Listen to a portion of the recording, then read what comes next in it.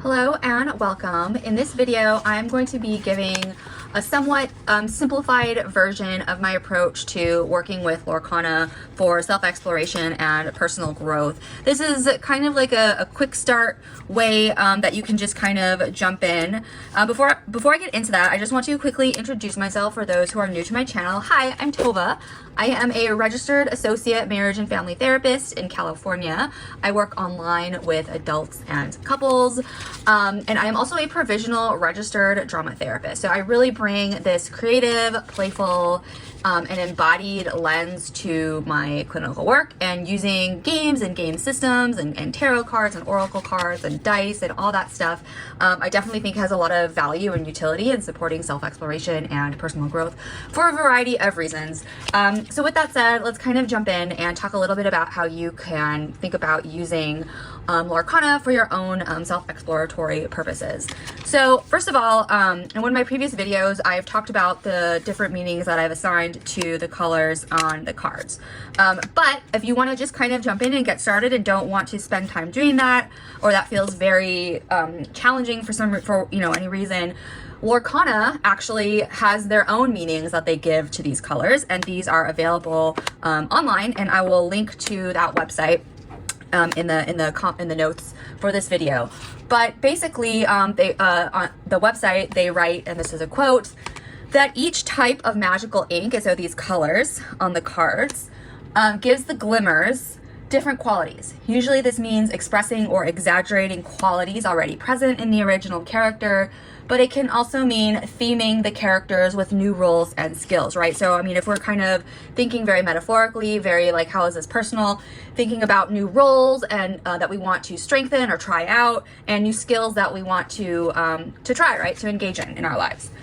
They also write that no ink is innately good or evil, and both heroes and villains can be found in all 6 inks, right? So that really is kind of getting into inner roles and our parts of self. And this game in particular gives a very unique, I think, lens and container to explore that. So with that said, I just kind of want to go through what the colors actually mean in the context of the game. So amber means amber glimmers are purposeful. So, right, so kind of pulling some of those keywords, right? So purposeful, patient and dedicated. They're able to pursue causes and ambitions with single-minded persistence. They often work within communities, either from above as a leader or from within as a healer, bodyguard, or just a loyal follower, right? So we can already kind of start to pull in these already existing meanings for the amber color, right? Like I said, purposeful, patient, dedicated, persistence. What else? Community oriented, right? So kind of social, things like that.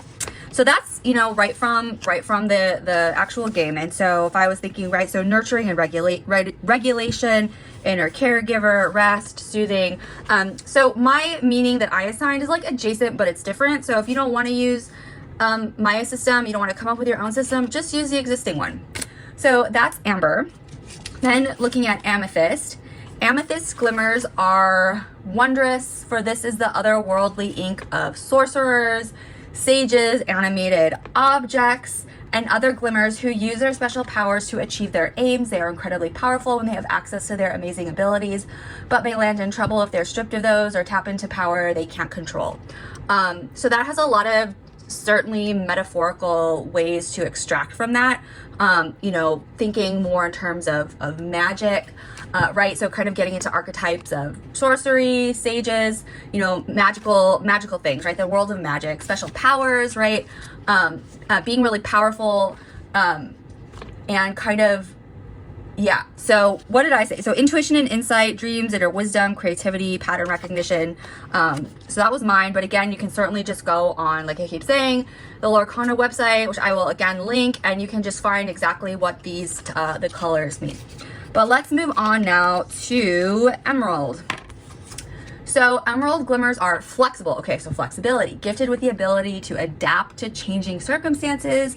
They are never caught off guard, quick thinking, but not necessarily book smart. They navigate their environment, whether physical or social, natural or artificial, with ease. So yeah, so pulling that idea of flexibility, quick thinking, being very nimble, things like that. So for me, I put boundaries and discernment, self-trust, structure, saying no, identity. So very different from what the actual like meaning is in the game, right? And you know, that's kind of maybe like a step 2 going further is kind of crafting what your own category meanings are. But again, coming back to my intention with this video is to make it very straightforward to get started and jump in, is really kind of extracting from the existing meaning, which you can very easily find online on the website. So next is Ruby. So Ruby glimmers are daring. They use their speed and bravery to defy the odds. They are often warriors, explorers, and daredevils, right? So we're still kind of getting more into those archetypal roles, but also kind of pulling from that meaning or that definition is the idea of being daring, taking risks, speed, being quick decision-making, maybe brave, courage, exploring, you know, kind of diving into the unknown, embracing the unknown is what the actual meaning for Ruby is. I said action and courage. So kind of similar, right? Motivation, choices, right? And even thinking, okay, how do we apply that energy of momentum to habit change, movement, taking action, very action oriented. So that kind of is similar, but again, you know, just go to the website and pull from the definition on the Lorcana website.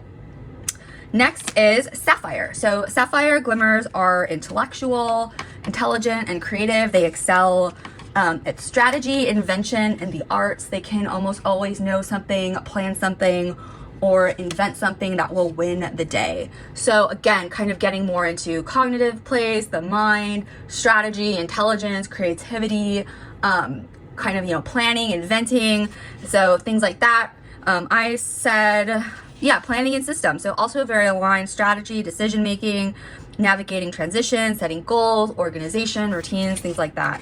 But again, you can kind of forget all of this and just go to the website.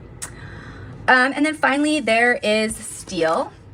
So Steel glimmers are strong, large and imposing, armored, or just plain powerful. Steel glimmers can apply huge amounts of brute force to get the job done.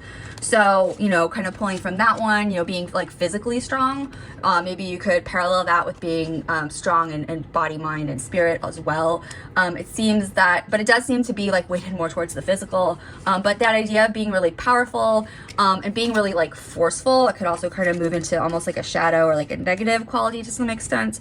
And what I said was protection and strength, so kind of that same space, somewhat. I mean, you know, bringing in that idea of protection, resilience, coping skills, overcoming obstacles, and really kind of tapping into strength, but thinking about it in terms of inner strength and inner resources. So again, I come up with my own. Some are kind of similar, but some aren't. Some take it a step beyond, but you don't need to do that. Again, like I've been saying through this whole part of this video, just go and you can kind of read what the official card representation, the color representations are, and you can use those to kind of guide your own categories. So that's the first tip in terms of just kind of a quick start, is just using the existing meanings on the Lorcana website in terms of just like what the colors actually represent. So that's kind of a first start in working with a Lorcana card in this way, is just to kind of get a sense of what realm or what kind of energy the card has based on its color. Then in my previous video, I talked about a character card, and I went through kind of an involved way of working with that card. All right, so you can play around with associating to anything of the imagery, right? This is a very embodied figure. I'm not going to get too much into that. I just want to share how you could work with the content of the card in a very streamlined way without kind of getting into detail of like what the action on the card could mean, right? So then if we're just going to do that, we're not going to worry about these different types of archetypes or different types of roles that Merlin could be in. We're just going to look at the ink cost, the strength, the willpower, and the lore, right? Oh, and the color, of course. So this is Sapphire. So we're going to think about how, or the lens or the frame that we're going to be in is one that's more about intelligence or thinking or creativity, strategy, or kind of being really creative in terms of problem solving might show up in our life. So that's kind of like the focal area that we're in. So if we think about the ink cost of 4, It's not super high. It's also not like particularly low. Like there's a little bit of effort there, right? So again, we're thinking about this as a way to kind of, as a entry point into our own self-reflection. So because it's a 4 and we're thinking about it more being aligned with kind of like the energy capacity-ish, right? The emotional energy that's required. Thinking where in our life that kind of mental or emotional effort is like required, right? Like what might this be pointing to, right? We're kind of like, it's almost like we're narrowing it down a little bit, or maybe thinking about how today, or how this card is asking you or inviting you to invest your energy somehow in terms of thinking or planning or creating today, right? Kind of directing it back into those areas or that realm of thinking and planning and creativity and all of that. Something that's not super emotionally draining, but that might still require effort, right? And so thinking about the action, it's a 1, right? So this is even kind of further being specific, that this isn't asking or pointing towards a huge time investment. It's something about like some kind of a small, deliberate step or action, or even maybe something that's more symbolic rather than specific, right? It's not a 1 it's like basically 0 and 1. So this is not a huge action. And then thinking more about the emotional capacity or the willpower, it's again, it's not super high, it's not super low. It's kind of really more moderate. It's matching that ink cost. That there is this capacity to sit with some complexity, some uncertainty, a subtle challenge. And so again, kind of tying it back to this core area is thinking about maybe some areas that could require more patience or attention that don't really have an immediate resolution, right? If you take this small action, it's not gonna like transform anything, and that's okay, right? It's kind of being okay with not having things super resolved right away. And then if we think about the lore level of 2, there are 2, guiding principles here.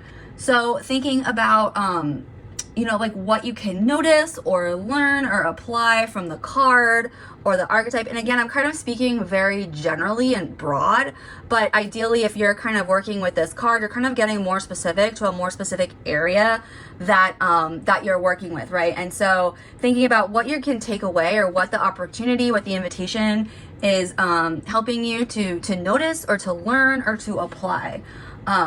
If you want to, and I just say this just because, again, using cards like this can be part of a much larger process with other types of cards and charms. So you can certainly pull another card or a charm to work with this card. And again, this is just tuning into the numbers, right? We're not getting too bogged down in different types of versions of Merlin, different types of inner roles. We're not being metaphorical about the action on the card.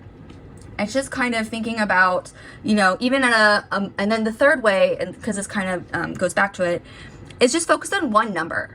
So, or just the color, right? So if you just pull this color and it's blue, okay, you're just thinking about Merlin and being kind of supportive to you in this space around intellect, kind of highlighting or bringing to mind or calling to mind areas in your life where you are being called or have the opportunity to be inventive, to plan or to approach something very creatively, very strategically.